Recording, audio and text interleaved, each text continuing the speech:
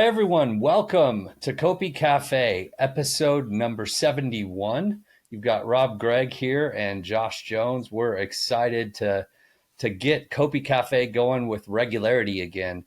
And we've got some cool topics today. We're going to talk about Uniswap. We're going to talk about Wachsman, our PR group. And then we've got a special guest coming for you. Many of you know who he is. And he'll be coming up and joining us very soon. And we'll go through some of the latest release notes, some cool test features, build and test boxes that it's a technique that we've got for really optimizing Solace One in our land and getting everything up to speed. We've got a leak for you and a couple community questions. So an exciting episode. But for those of you that don't know what Cornucopias is, I'm just going to give you a quick intro. Cornucopias is a cutting-edge MMORPG set in a world where humanity has ascended from the Earth's surface and created a breathtaking new world in the sky. This fantastical realm is a system of floating islands carved from the land we once called home, now encased in radically advanced dome-shaped structures suspended high above the clouds. Each one is a futuristic marvel with its own unique environment, identity, and thriving communities. It is within these domes that the epic journey begins. Here, players take control of their own personal avatar, which gives them the freedom to choose their destiny. Be immersed in vast landscapes, explore vibrant settlements, and engage in a myriad of activities such as crafting, commerce, combat, racing, and more. Welcome to a world where the sky is no longer the limit. Rob? I like it. I like it. Never fail. Never fail to throw me off. I love it, man. Okay, so that's a little quick intro for those of you who don't know who Cornucopias is, what we're doing. Tell us, Rob, what are you drinking today? Well, today, all about the sunshine, I have a very bright drink. Fanta. Do you have Fanta in America? You know, I wonder if it ever happens that we are accidentally, unplanned, drinking the same beverage. Do you think it's today? What are the odds? Definitely not. Today I have a Fanta. No way. Just kidding. I have an Alani. It's a little energy drink. It's peach flavored, and I need it. It's been a long day already. It's really been a long day for you, but I don't know. This day has been densely packed and some good stuff and some bad stuff. Yeah, I'm kind of the good, the bad, and the ugly. Kind of an insight into our new avatar. Let me just swap these glasses I'm going to a party this weekend, so. So you're gonna wear those to the party? With a shell suit as well. It's an 80s party. Okay. All right. Very, very exciting. Enjoy the party. Okay, let's get right into it. So we've got Uniswap. That went off pretty well. So we're listed now on Ethereum. The token is now, there's liquidity on the Ethereum blockchain. We provided that to Uniswap. And so for those of you that are, primarily using the Ethereum platform, just jump on, or the Ethereum chain, you can jump on Uniswap and get some COPI token. And that's gone pretty well. It seems like it's got us some new buyers in the land of Ethereum. So that's pretty cool. Market seems to have responded well, and it's positive overall. Our cross-chain expansion is becoming a reality in terms of the token, and then in the future, that's going to be in terms of the NFTs as well. Stay with us. We're trying to make this more available to all of Web3. Again, our home is Cardano, but we're trying to bring in, we're blockchain agnostic, and we want to bring in several more chains eventually as we're able to do that. So any thoughts from you, Rob? Well, I think, it's really important. Gamers are not just on Cardano. Gamers are on Ethereum. They're on Binance. They're on everywhere. They're not just on the PC. They're on the Xbox. They're on the PlayStation. It's the same philosophy. The blockchain should be invisible underneath. Yeah, and the 100%. More we can spread our wings and capture more gamers, the better for everyone. Yeah, which is so much, and that's just phase one where we strategically scale out to the wider whole of Web3.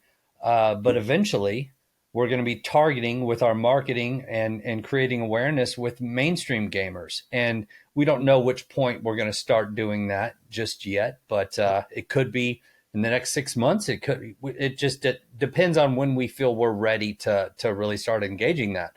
But for right now, expanding to Web3 is all part of the strategy, and it's an exciting day when we're able to do what we did on Friday. So that kind of leads us into Wachsman Group. You want to change your glasses again? I mean, I Yep. could do that too if you hold on. I'm just making sure I've got the right PC specs on.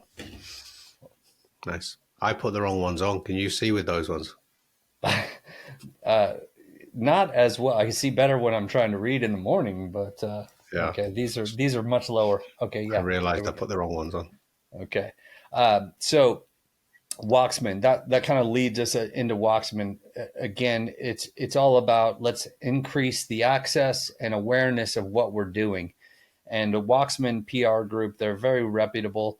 They're working with quite a few solid projects, many names that many of you know in the Web3 space. They've got a solid gaming side of it, and we like them. It's a good team so far. So they've already brought us multiple interview opportunities, several newsjacking opportunities as well. And so like I'm pretty confident in this team so far. They're keeping us on our toes. We need to be fast to respond and edit. They've got two messages in there to both of us that we got to get on top of.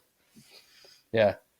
Just a quote, one of the quotes for you and me as well. I gave my edits, but anyway, they're really going to help us to get mass exposure.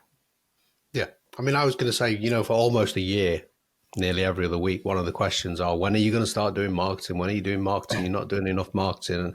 And we said, when the time is right, we'll do marketing. We need to have the game in the right state. And now the game is in the right state.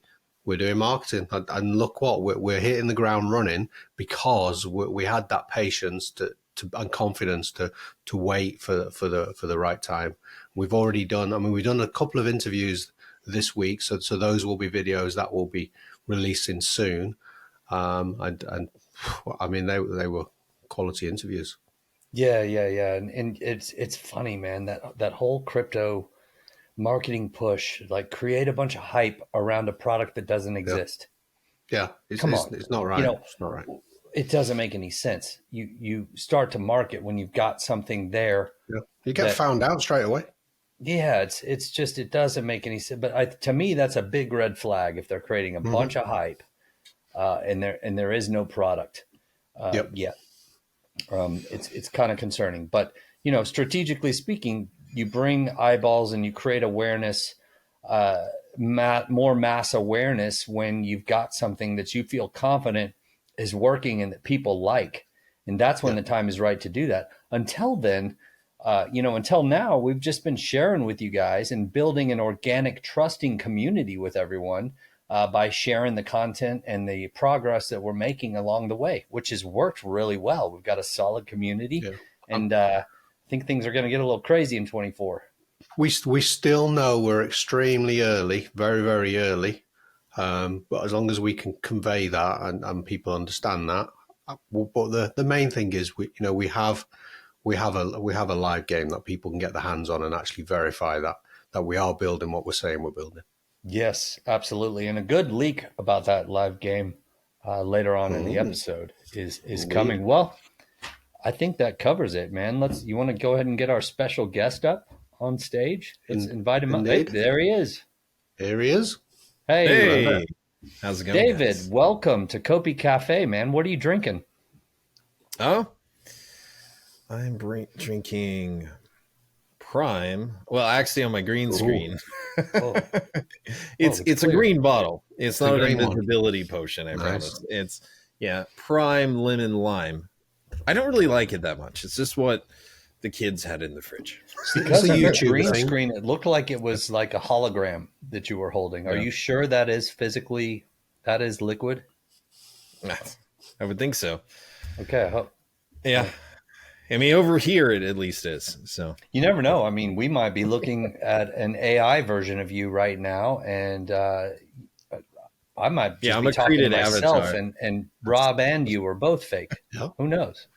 We kind of have a few more viewers nowadays, David. So how would you like to introduce yourself? Tell us what you do. Yeah, good call. Well, I always start this off with what do I not do? But creative director, Cornucopias. Right now, I pretty much run the main wings of game development. So that's programming and the art side of things. Deal with hiring, the main tasks, art direction, most of the technical direction, how we're going to deal with performance problems, major game features, a lot of things, even some marketing stuff, as you guys probably know. So, and I don't just manage things. I also do a lot of the hard work myself, as many of you probably know. And that's always been the case. And I never want to not have my hands on this project. So, yeah, we just got to gradually shift into you empowering others and bringing them along so that there's some trust there and you're not carrying too much of the burden. But no, it's already happened. So you are usually the source of my leaks, but yeah, tis true. Whether you like it or not. Yeah, sometimes you just grab things and throw them in there, and I'm like, wait, that wasn't supposed to go out. But you know, I've gotten used to it. So good. Well, the latest release is out, so let's talk about that. What's the name of that one? Sunrise. The Sunrise Social. Sunrise Social. Let's talk through that a little bit. So we've got. Who comes up with these names? We've got emotes in the Sunrise Social. We've got a full day-night cycle that occurs over a 4-hour period. In 4 hours in Cornucopias, 24 hours actually is going by. So it's a full 24 hours in Cornucopias is 4 hours in real life. I saw some people in there trying to figure that out. Yeah, I reversed it. Okay. Yeah. And then we've got, that brings us, that natural day-night cycle brings us night racing. So, tell us a little bit of what you have to do to make it ready for night racing, because lights on the tracks. What all had to happen there? Well, you know, first of all, once you start having a night cycle, you know, a day and night cycle go around, it does present some, you know, possible performance problems. You got some things on tick, things that are moving around. Shadows change throughout the day. Longer shadows are worse for performance. So, we already nipped a lot of that stuff early on, but now we also have to look at what do things look like at night in this part of the game? What do things look like here? And then it might be, we can't see anything. It's super dark here. So we have to add in light actors that make nighttime look proper. But you also don't want those nighttime actors running during the day, because that's, you know, a waste of performance. So we had to tie a lot of things to that day and night system to actually make it work. And we just had a lot of areas we had to pretty up a bit to actually get some lighting in there. Notice on the racetrack itself, you get these emissive lights that are on there. That kind of takes care of your general visual, like you're going down a highway. But we also want to highlight a lot of the billboards, other major structures, so you have some more recognition of where you are on that track itself. So there was a lot of things we had to get set up for it. Are there any plans to add more lights? Because I got to tell you, I did the red track and I got scared.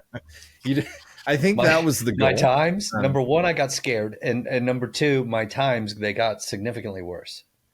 Yeah, it does make it a lot harder. That is for sure. I think what it kind of reminded me of, and the direction that we kind of went, was there was a Need for Speed game like a long time ago, and you had to do this drifting type racing down through a canyon, and it was like nighttime, and all you can see is what those headlights were showing you. And I kind of remember that moment. I think Need for Speed's been around so long, I was probably a kid then. But did Top Gun go after them on the name there? I don't know. I think Top Gun came out way earlier. That was like, I don't know. I've seen a few videos. There was one from COPI Cafe, and he went on the red track, and I thought, this is going to be fun. And yeah, his reaction was really funny, because I think what it shows is, if you're really good at racing in daytime, and if you actually properly know the track and you've got the sort of muscle memory down, you're going to be fine at nighttime. That's true. On the yellow track, although it definitely adds an extra level well, not just a few extra levels of difficulty. And you also can't see other people. You come up on them so quick, they just, you're on them. But yeah, having played the track during the day gives you some kind of an advantage. But it's great because it turns I've got two the muscle tracks. memory that helped on the red track, but Yeah, it still is quite a bit more difficult. It is. So we'll gauge it over time. One thing about the night and day cycle is Cornucopias is a living, breathing digital world, and that's important for why we bring it in. So it doesn't matter where you go in the world. If you're down on the surface, you're at, Solus 2, you're over at Esperanza, or you're in, somewhere else, the time of the day is going to be the same because it's a living, breathing world. So, and does that make it more difficult for racing sometimes? But hey, that's the way, I used to go watch endurance races like Le Mans and whatnot, and those guys would race into the night, and that's when things got even more crazy. And a lot of those tracks aren't lit the best, and all they can see is what those headlights are showing them. So, I love it. It's not a complaint. It's a new challenge. It's why I like the red track in the first place. It's the hard one. It gives you the biggest payload when you get a fast lap on the red track. It's intense. I love it. Well, okay, let's get into the social aspect a little bit of this Sunrise social release. So we've got emotes and chat. So tell us why emotes right now? Well, so far, from the beginning, I think we've got a lot of people have seen our little head tracking kind of system. And oftentimes, we saw players kind of communicate in a way, they're nodding or they're trying to point up, look up here. And obviously, sort of the natural movement of things is to let's give people a way to actually use body language instead of just using their heads nodding around. So this is always part of the plan, but it actually came a little bit earlier than we expected. So you got an emote wheel. You can go around, select emotes. Those are not going to be all the emotes you're going to have in the future. You're definitely going to have extra slides you can go through, and probably a way to customize that wheel to have on there what you want in sort of a quick fire fashion of the, maybe it's your personality in this digital world, the things you want to show the most. Favorites. Yeah, some of them can be earned in game as well. Like you may unlock special emotes through doing quest or special tasks. Some could also come with things that you buy as part of a bundle. There's a lot of ways that you could get different emotes in the future. But I think they're great. Is our animation, is Sean still bottlenecks? He's still got a pretty heavy workload ahead of him? Because I could see us bonusing him for creating another 6 dances or something like that. Yeah, we're definitely going to have more. I think what we're kind of moving into is a little bit more polished on some of the character movement ones that we have right now. Some of our special animations, like interacting with things, is what we'll move to. And then, the way we're kind of doing development here is things go in stages. That was kind of the first stage of that social system. Some months down the line, you'll see a second stage come through that'll make things even better and give you more options. Yeah, because we're not using any asset bought animations, and at the moment we're not using motion capture, but I'm sure we'll be using motion capture in the future. Yeah, so like I can tell you, like the shuffle dance that was on there, that is brutal to do from hand animation. Yeah. So I would imagine. So all this stuff is animated by hand, but shuffle, you've got all these little body movements and jerks and everything else. So we're definitely looking at bringing in some, I've already talked to a few people about like mocap options for taking care of those specific situations where we don't want somebody to spend 3 weeks trying to get a dance animation right. So it's very dull work when it comes to doing find animation. One of those Instagram, pros that just throw out these dances, and they've got a new dance going every day, and it's like you can use some of mine, huh? I can give you some of my 80s and 90s. No. That is the other challenge as well, is if you want good mocap and it's dance, well, you got to be a good dancer. So we'll find a good one. Trust me, that's paramount. All right. Well, yeah. So, and then what about the chat? How are you feeling about the chat system so far? Global chat. I think it's kind of basic right now. Like to get some more functions in the future, allow you to kind of toggle that, customize the size a little bit, to move it around on your screen where you want it to go. You'll see more emojis in there. There's a profanity filter that's in there as well. So they're trying to keep things family friendly, but it doesn't totally cover everything yet. So we're going to look into that a little bit more. So, but hey, it's a global chat. It works. It's pretty cool. Let's see what the next version of that looks like. It is, and we're working through the voice chat system. VoIP almost made it into this, almost made it in this release, but we had a few strange issues, so we got to redo some parts of it. So we'll see that in the future. But proximity voice, Do we have those pegged, troubleshooted? We do. It's just when we do builds, we're having certain issues where, if we're not sure if it's specifically on their hardware side, it's like somebody can hear everyone, but then I can't hear them, or, just all these In little testing. weird. Yeah, wait. Yeah. In testing, so I started my phone started blowing up because we were running the test, and I thought I left. I was at my parents' house for Thanksgiving. And I thought I had left, but I kept talking, and apparently, like, Ben's calling me, texting me, going, "Hey, your mic is still on." But I didn't know that the voice chat. You guys were apparently hearing me. Yeah, so that was happening a few times. So it's kind of interesting. So nobody knew if they were being heard or not. So there's some bugs. That stuff, obviously it's got to be sent over a network. It's got to be dealt with in a certain way, and if there's anything wrong, you can get very strange things that go on like that. So, hey, well, you know what? That's all part of the process, and that's why we do testing. And, there's software development. Testing is crucial in software development, just as much so or more so with game development. And you got to work through these little issues and make it work. So it's exciting. I'm glad you've got a good handle on getting that moving forward, because that is going to make us, it's going to make it a lot more fun. So we're excited about what's going on there. We actually have a community question about that. It's very, very, very quick. Sure. You want to go into community? Well, just the one. Just the one about VoIP. Okay, go for it. Yeah, it's by Garumba. It just says, regarding VoIP, will there ever be a voice chat based on in-game avatar distance? So like an open space for public chatting. It's proximity. That's what it is. It was referring to. You can talk to other players within a certain range. Or, obviously if you have people in your party, you could talk across greater ranges. Party and friends. Yeah, that'd be great. Yeah, is that the same for chat as well? Because global chat, I mean, imagine. I mean, a lot of MMOs I see global chat is kind of kept like a thing. Like, what if you're like, "Hey guys, I crafted this thing. Anybody want to buy this?" You might want to throw it out into the general comms. So it's pretty common for, at least within your server instance that's going on, for you to be able to global chat with everyone that's there. So, okay.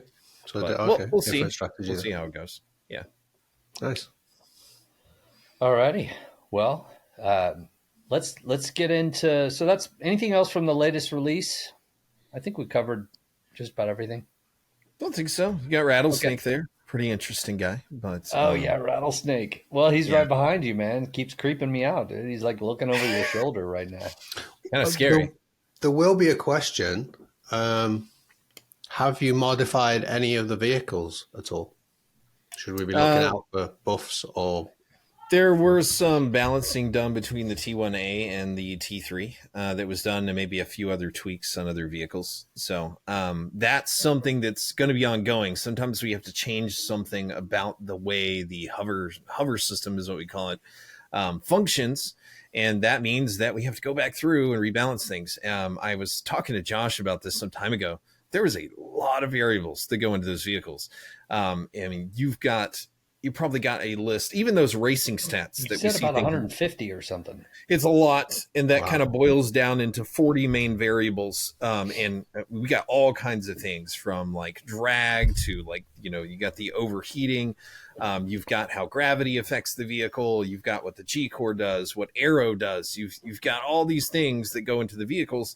That's about 40 variables right there. And then we use formulas to bake those down into the much smaller vehicle stats list that you see on the terminal there. So there is a lot. So if we have to change anything about that system, it can affect all of those. And then we have to go back through and do our balancing testing again. So hopefully T3 and T1A is a little bit more balanced for folks, but we'll keep looking at that, and we'll look at some of the other vehicles as well.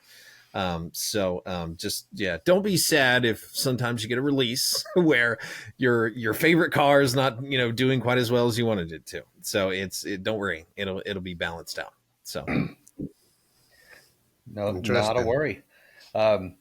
Let's dig into these Solus One build and test boxes. We got a little bit of a show and tell there, I guess. Do we have images ready? We've had a few questions about Solus One. We've talked recently about Solus 2, and people are going, well, what about Solus One? Where's that? Well, that recent video was like half Solus One. It's just, they're a similar biome environment, so you probably don't know which one was which. So you had both of those in there. So Solus 2 is not nearly as completed as Solus 1. So even that area, you guys probably saw that zoom out at the end. That was Solus 2 there. That only covered a pretty small section of the landscape there. So It just gives you an idea of how huge these are. And this is kind of what I'm going to go into. And I'm going to start now. I'm going to kind of go back to when UE5 came out. And this is before I worked here. I had a chance to get in with that as soon as you possibly could and started working with it. UE5 was not ready for this kind of large world building stuff. It wasn't at all. That was in Epic's marketing to some degree, but people obviously started noticing, well, you guys are showing off the Valley of the Ancients. It's all desert and rocks. And now we got the Matrix demo. It's all concrete. And you've got all these, and everyone's like, what about foliage? What about grass? What about trees? All these things that you have to have in games. And those things did not perform very well at all. And in fact, it was something, it was a bit of a disappointment to a lot of folks when that came out, like maybe saying UE5 came out too early because it just wasn't ready to build big full worlds with a lot of foliage. Now that has gotten a lot better over time, but I'll tell you, it's still not great. So there's still issues there. It was great that we got mass nanite, but you're talking about something that's still not very performant compared to other methods. So we've spent a lot of time developing methods to make sure things look great off in the distance, at medium distance, and up close. Make sure we're working with that nanite algorithm very well. Make sure we're doing materials properly, all that kind of stuff, and how we're loading and unloading things in the world to actually make something that does work. So you can have a foliage-filled world is what we have now that works very well, that's running at 60 FPS. So it's, in 4K. And of course, that's not on lower end hardware. Of course, you probably don't want to run that at 4K. But it's doing quite well, and we're happy with it. The other side of that is actually getting down workflows that, so I'm not really going to pick on Amazon at this point, but I'm going to bring up like New World, for instance, right? You've got this big world in New World that you go around, but that world in New World is only the size of Solus 1. That's it. So you got a couple hundred people working on that environment and everything that goes on there for 5 years, so it just kind of shows you the cost of producing some of these environments at their sheer scale. So with Cornucopias, we're like, hey, let's do 9 of these to start out with. And so we're, it's like, do we need to have our heads examined? But no, we've got that work down. These workflows are very, very fast now, and they are actually I would beg to differ that we probably do need to have our heads examined, but that's a whole nother episode. So we'll put that off. But you go ahead. Yeah. So what we're building is obviously a lot more of these big areas, and we need developers to go through these very quickly. And going through these quickly in a traditional development sense means it's going to look like crap. So we don't want that either. So we had to rely on some really outside the box thinking when it comes to certain nanite assets to actually start building out the world, deal with the collision issues that also comes with that. And we also had to we had to develop sort of a procedural way of allowing developers not to have to spend so much time trying to make things look natural. There's a lot more to an environment than, hey, let's paint down some grass, let's put some trees there and call it a day. No, you've got to have natural rock formations. You got to have erosion in the right places. You got to have a mix up. It's got to be believable. Right. It's got to be believable. It's got to feel like the living, breathing world it's supposed to be. So there was an extreme amount of challenges with this over time, and UE5, especially from the beginning, not helping out a lot. So anyway, I'm just chatting right now. I brought some images to show, and I'll kind of show I'm not going to go into the technical details and some of our exact, and some of them I would say very proprietary methods of doing things that give us an edge. But I will show you kind of the basic overview of things. So yeah, and for everybody, watching, what we've decided to do is start to give you guys more context on what goes into a lot of what we're building, so that you understand a little bit more of the complexity and the time involved and the multiple layers or the multiple parts of the process that really shows you that, wow, there's a lot to this. And so we want to provide more context to the story of what's happened, so you guys can see more clearly and be able to really explain how much Cornucopias has accomplished in a short amount of time, and how, that it wasn't just magic, right? So yeah, go ahead, David. Yeah, let me know if you guys can see my screen okay. I'm just gonna bring up some images here. So what you're looking at here is probably, this was a stress test that was done some time ago. This is 1.2 million trees in this view here. And these are probably some of the worst trees to have to deal with from the current advances in technology we have with UE5 and some of the limitations that it also brings up. These are Douglas fir trees. So they, and the crazy thing is I didn't bring an image of a zoom up here, but every single needle is modeled on these trees. So, and that might seem nuts by traditional standards, but we found that was actually a much better way of doing things. Now, what you're also not seeing is the tree you see up close is not the tree that you see off in the distance. And the fact that, if we're using nanite for something like that, well, you don't have a LOD system for that. There's some other blueprint type foliage things you can do, but a lot of those break with Epic's updates. So we kind of got our own method here. And as seamlessly as trees move off into the distance, they're going to turn into something else that is its distant view. But, we had to deal with a lot of things, overdraw, nanite chew. There's a lot of things that went into this. And what we'll do sometimes is stress tests like you see here, where you do have 1.2 million trees in view. Now, this is not something that you're going to see in a regular sector. We're not going to go this far with it, but doing tests to this level gives us, it allows us to look at the performance numbers and all the various little things that come up while the engine's running to try to figure out, well, what about this method is hurting us the most? So, and have you ever seen this possible with any other engine that you've ever worked with? Is this just the power of UE5? The only thing I would say that's something I've admired is what Microsoft Flight Simulator, the newest version, did with there's Black Shark AI or something like that. They built the entire planet Earth, and they did a very, very good job. And I'm sure it's something very, very proprietary what they do with the foliage there. Yeah. So a lot of them are just basic billboards, but the way they get them to actually light and the amount of instance count is absolutely absurd. So 1.2 million trees, and you could literally go and walk around all these. Right. Yeah, that is correct. You can go count all the needles. So wow. There must be 1 million needles per tree. That seems like a I've not counted the needles on the tree, but it's quite a few. So moving on. That doesn't look like a game. Oh no, yeah, that's usually beautiful. don't. I mean, that looks like my ideal backyard. Shadows and everything. Yeah. Clouds. Yeah. Wow. Rolling hills and trees like that remind me of like Tennessee or like the Appalachians. So cool stuff. Well, let me move on. Talk a little bit about sectors. Was that Solace 1 or 2? The one you're seeing now is actually Solace 1. So the one that we just showed. Oh, this one, I believe that was a test that was done in Solus 2 some time ago. So Okay. this is a while ago. Okay, This is cool. Solus 2. Moved on And to this here is is Solus Solus 1. Yeah, this is what it actually looks like in the game world.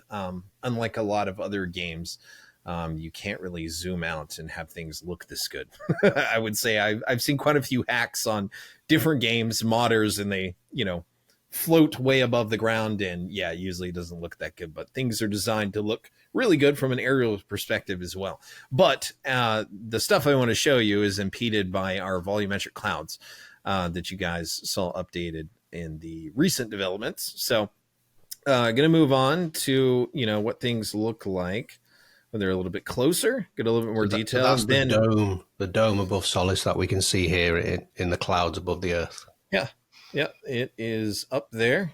What I did though was Wow. I was nice and just removed that cloud system that's there so we can actually see the dome for what it is. So, and look over the landscape. And this is quite huge. Solus 1. Definitely Solus 1. That's 8 kilometers by 8 kilometers. I don't know if you can see my cursor, but if you remember that first land sale trailer, there's that rock. We might not be formation. able to see that when the images are up there. Yeah, well, it's in the center. Maybe somebody can look at it and pick it out, but you can probably pick out a few areas you've seen from different videos, but it is a pretty massive space to get across. So moving on to, well, how do we go about building a space like this at tremendous scale? Well, workboxes is the answer here. We went through several iterations with this. What is the right workbox size to put an environment artist in? What makes them feel better? What's useful for them? So to give you an idea is sectors. In the beginning, you had a lot more. A lot more. And what we kind of found out with that was having way too many. Actually, there's 356, I think is what there was. It does allow a developer to focus on a very specific area and not worry about any others, but it also doesn't allow their mind to kind of tie into the surrounding environment big picture. very well. Yeah. To the bigger picture. And it also, when you go in every day to work and you're like, all right, time to do some sector work, and then you look and there's like 200 more boxes to do, it doesn't feel very good, like psychologically. I think it has an effect. So those didn't even look like this too. They were different. They were just kind of this little transparent surround. So what we do now is 36 work boxes, and that makes up for a typical sector. And as you can see, when a developer is actually finished with an area, they actually are able to mark a box in the system and it closes it off. So they don't even have to look at it.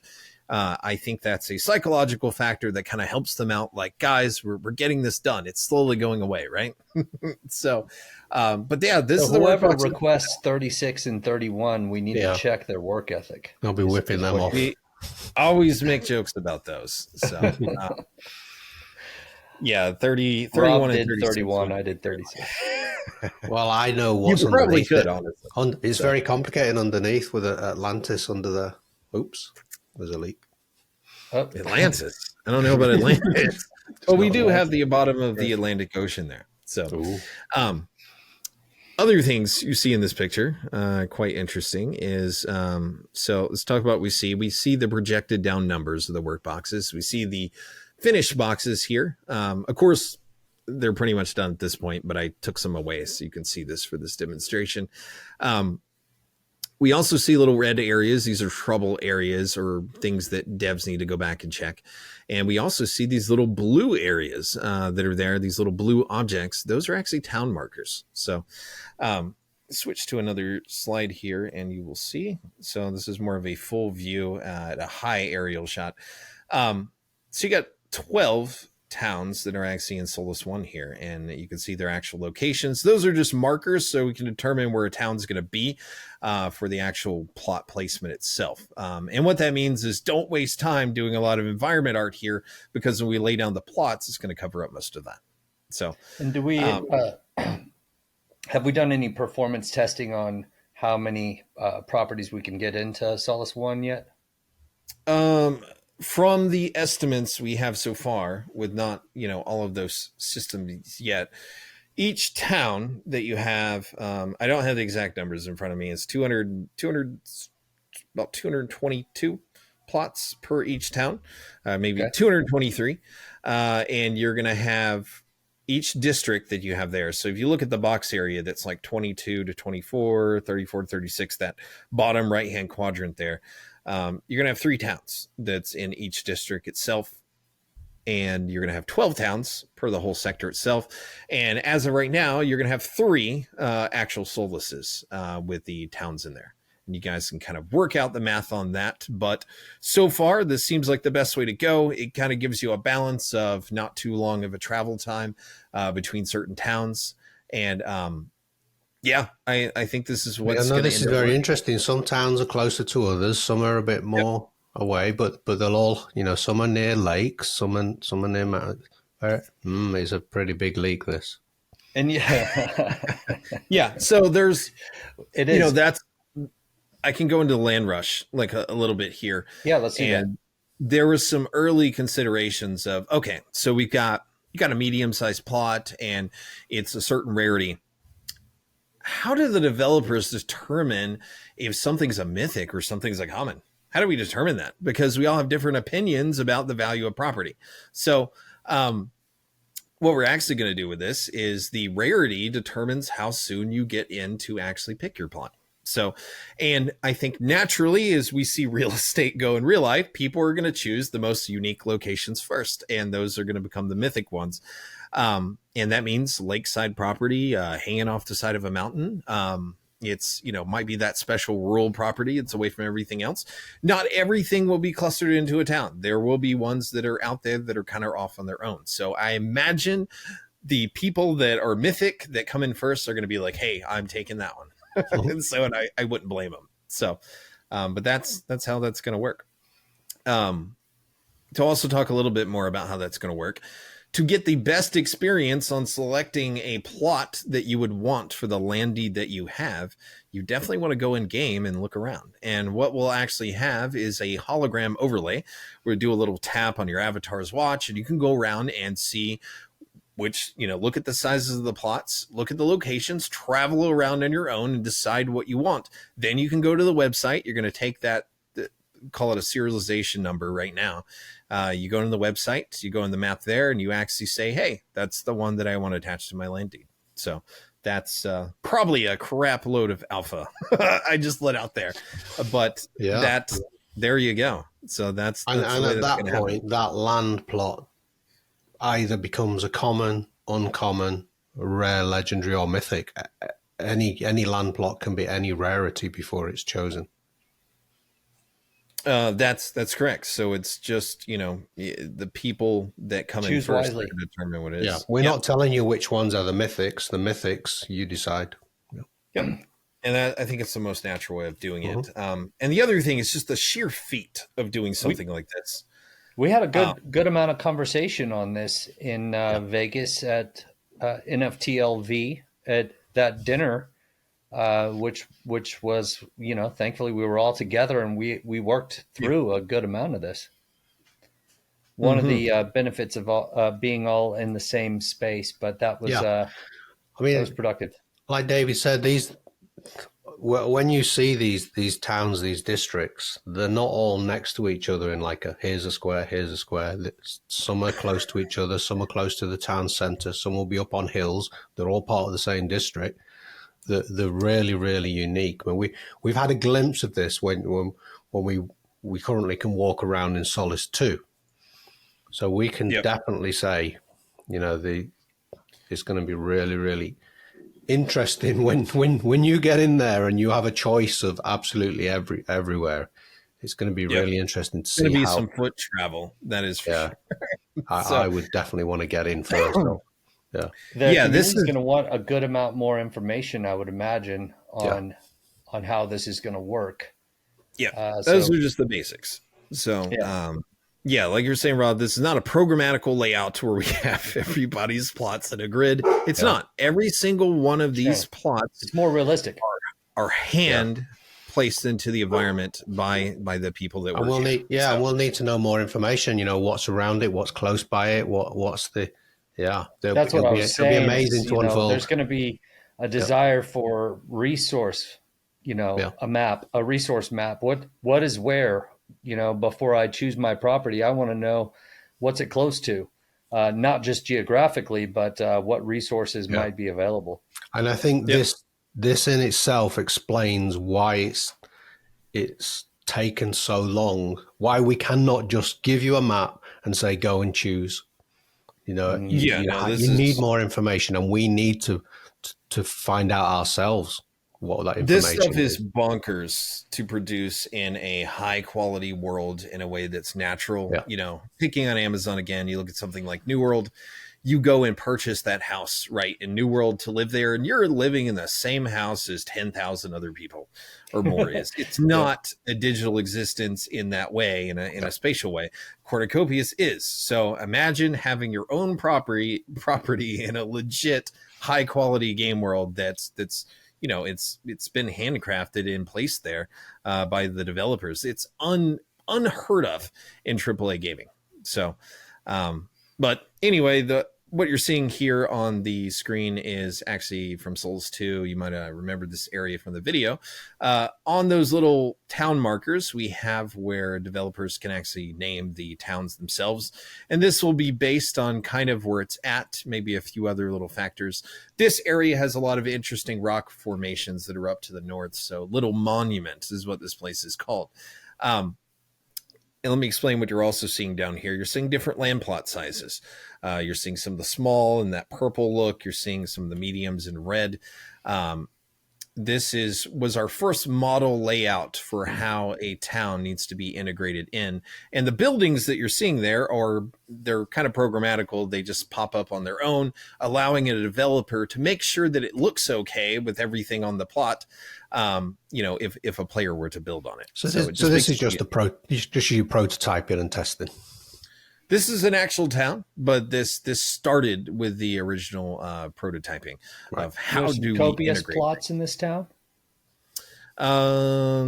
Probably behind the little monument there that I don't have in the image, but yeah. So this is an actual town that you guys will be able to see when you're allowed in, which won't be this year, but it will be soon.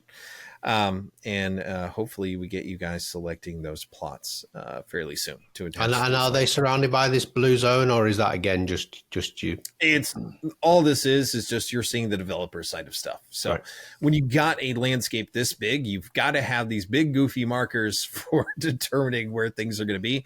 Yep. Or our developers have gotten lost before working in these environments because they're so big. They're like, hey, where was that thing I was working? I can't find it now. And they're going around everywhere and they're actually lost. So I would imagine as well, this kind of big perimeter that might have maybe some mechanisms because you're entering into a town and exiting into a town. So those hitboxes might be invisible. It will probably be more based on the actual. It's going to be based more on the actual actors or the plot actors that you see here. So some towns will wrap up the side of a mountain. There'll be an elbow shape or they'll be long. Some will be circles. We're going to break it up a little bit. So if we have any sort of influence sphere that protects you from some bandit just running up, stealing your pumpkins and shooting you, it's going to be based on the plots themselves. I actually have a community question. Can I just quickly slip this one in? This one was by Fiery. It says he's thinking about player navigation and how it looks in game. Let's say I don't own any land. How will I see or potentially access private lands? Will there be messages or barriers maybe? You really don't want people just walking on and doing things on your plot that belongs to you. I think it's called trespassing, but there will be some methods that are available if you're working with somebody in a way, they're in your party, or maybe there's some sort of contract or something like that allows people to actually use your plot. So I wouldn't go into any great detail of that right now. So there is access you can turn on or off. Yes. Okay. They have that ability. Last slide here pretty much is more of a close-up of a medium plot. And again, these are just the representation buildings that are on there. So when somebody is laying these down, they can actually get an idea of what the town needs to look like. See a little silo that's over there. Some of the architecture styles are changing a little bit to more of like a rustic, futuristic sort of future kind of look. And this fits with a world a lot better that's going to have, hey, I purchased a robot. I got it walking around pulling out turnips. It's going to make more sense for that robot to be in front of a little bit more modern, futuristic type building. So you got like your silo there. You've got what looks like more of a futuristic farmhouse in a earlier stage. You've also got your utilities over there that hook up your communications, water, various things. But I'm I'm dropping too much stuff right now, and I don't think we need to. This go is into great. great detail. I'm already imagining a rooftop jacuzzi with a zip line as well to that tree over there in the distance, something like that. That is your build space. Like you see that box there. So once you craft things, you purchase things, and you have things in your inventory for actual building, that is the space that you can actually build. And there's going to be all types of different buildings, some bigger than this, some smaller than this, some to go with it, complement it, some lots of fun. Yeah, be amazing. And like you say, these are not the finished buildings. These are just representations. Yeah, just representations right now, and some of the style is changing on that, like I said. But that I think that was probably way too much. We need to cut out most of that. Yeah, I'm gonna have to watch this a few times myself. No, that's great. So have we covered the leak? The rare testers? No, go into that? Not yet. Okay, so that's our leak for today. We're gonna phase in the rare testers, the rare vehicle and property owner holders, correct? Into Cledo Valley, yes, and Cledo Racing. So we're opening the NFTs up to the rare. But that is a bigger pool of people. So this actually doubles. We're phase it in gradually. Yeah, doubles. So we will have to figure out how so we might just allow the landowners in first or the vehicle owners in first. We might have to flip a coin. Some people are going to be upset, but it's only going to be for a short period, and then we open it up to everyone else. Just see that the servers can handle it. We'll have more on standby. We really need to break the servers. As hard as that sounds, we need to break them so we know what our limits are, and then we can expand more. There's no point in just only having them half full. We need to stress them.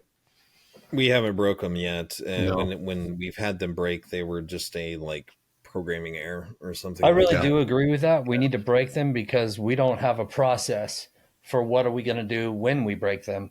Yeah. And that will help us to define exactly what needs to happen. I mean, you guys might have a good idea. We might have a good idea what we need to do. But the reality is that gives us the experience on how to handle that and get a process written. Yeah.